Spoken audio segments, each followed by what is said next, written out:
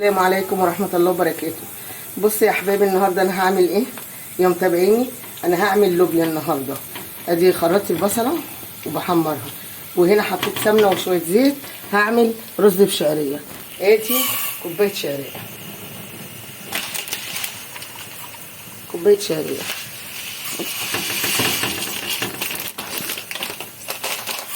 ادي كوبايه وربع. وهنا بسلق اللوبيا. ادي اللوبيا اهي بسلقها، بديها غلوه بس عشان انا نقعاها، وبديها غلوه عشان احطها في الطماطم وتشرب من التسبيكه، تبقى طعمها جميل.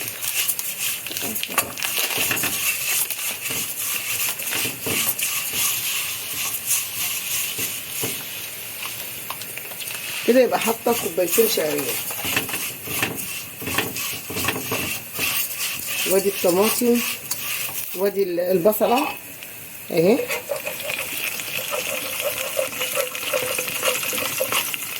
وادي البصله تتشوح. لما تتشوح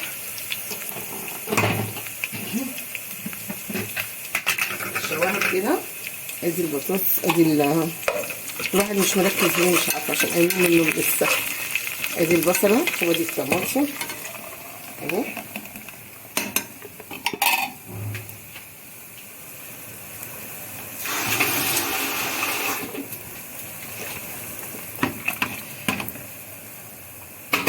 تتسبك بقى، اغطيها. بعد ما تتسبك احط لها التوابل بتاعها، فلفل اسود وشويه كمون.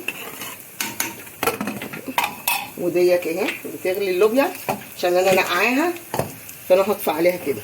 وادي الشعريه بتتحمر، احمرها وبعد كده اروح حاطه الرز، اقلبه يتشوح شويه. وبعد كده اسقيه بقى. عايزه تسقيه بشوربه ماشي، بميه ماشي. لسه بتتحمر ايه، داخله على الحمار تتشوح.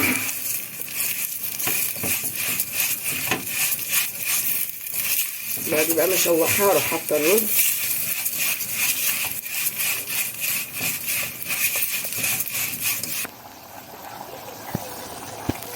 حبايبي الاكل استوى اهو، اللوبيا استوي والرز استوى، وهنغرب بقى عشان خاطر ايه، ناكل نفطر بقى.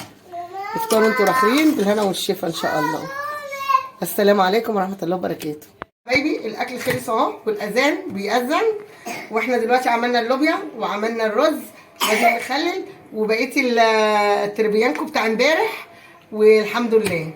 تعالوا اتفضلوا معانا، متنسونيش بقى في اللايك والاشتراك في القناه.